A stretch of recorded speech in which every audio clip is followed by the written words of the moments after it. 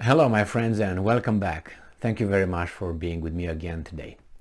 I did not expect anything else or a different outcome from the referenda in those republics and territories, oblasts. And we have an article here from Reuters from today, the 27th of September, stating that over 96% said to favor joining Russia in first vote results from occupied Ukraine regions. So did you expect less than that? They can't say 100%, but over 96% said to favor joining Russia in first vote results from occupied Ukraine regions. So first partial voting results from 4 Russian-occupied regions of Ukraine showed overwhelming majorities in favor of becoming part of Russia, Russian state news agency RIA said on Tuesday, after so-called referendums that Kiev and the West have denounced as a sham.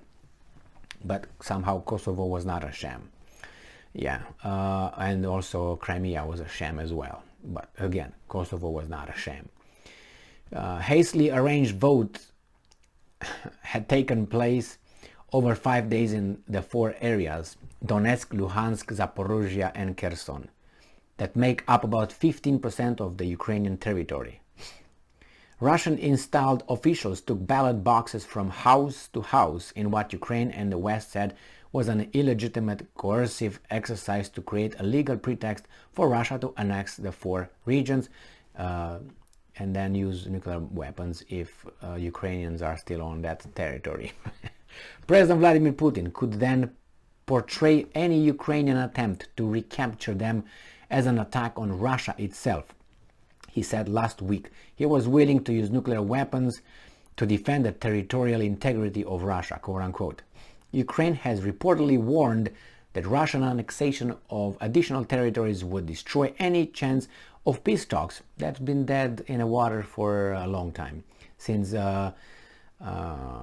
what's his name? Boris Johnson showed up unannounced in Kiev, if you remember, in April, after the Ukrainian delegation met the Russian delegation in Turkey and they agreed to some things. The next day, Boris Johnson showed up over there unannounced to say, you can't do that.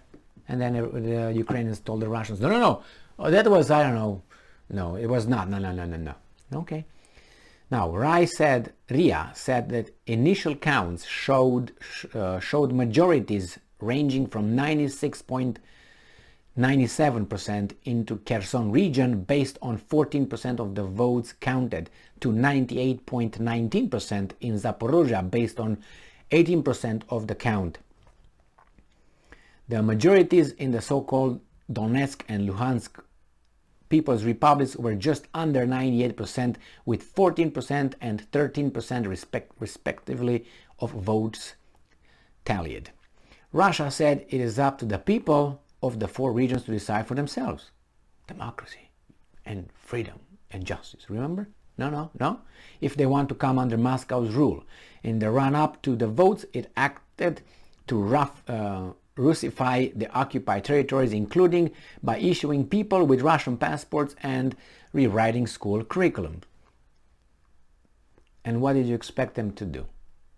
Did you expect them to not give them Russian passports if they wanted? Okay.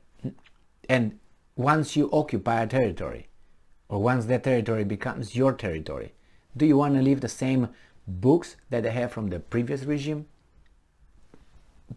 Previous authorities? Is that normal? I'm pretty sure that's exactly what happened when the United States purchased the territory from Mexico, and not only that one. So Valentina Matyachenko, head of the upper house of the Russian parliament, said that if the referendum results were favorable, it could consider the incorporation of the 4 regions on October 4. I thought it would be earlier. They said that the 30th is going to be Putin talking in front of the Duma.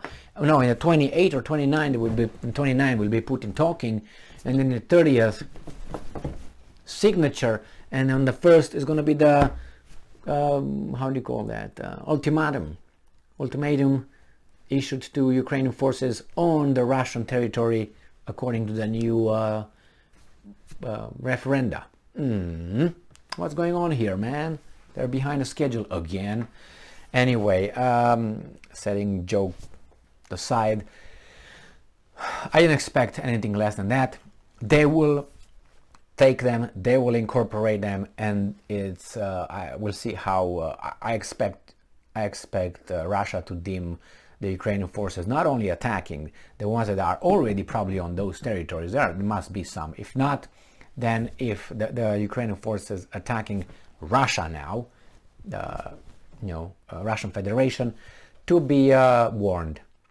And if they continue, which I am 99.9% certain that the Ukrainians will continue to push, if they can, and hit now the so-called, how I'm going to call it, I will call it the Russian territory, then Russians will do what they want to do.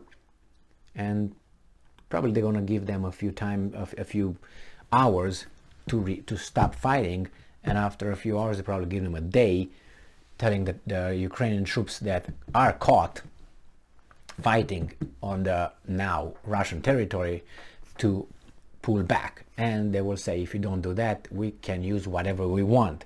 They're not going to say we're going to use nuclear weapons. No, we can use any military means that we might consider appropriate for the circumstance. And that means anything is on the table. And there's going to be another blah blah blah blah blah blah blah blah blah blah blah, and then those guys will not move back, and the ball is going to be again in the Russian field, and the Russians have to do something with it.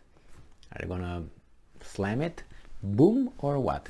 We're just going to keep it in, grab it. I expected about that, because if you look at Crimea's referendum, it was the same, like 94, something like that, 94, 96, around that. And believe me, these guys are not idiots.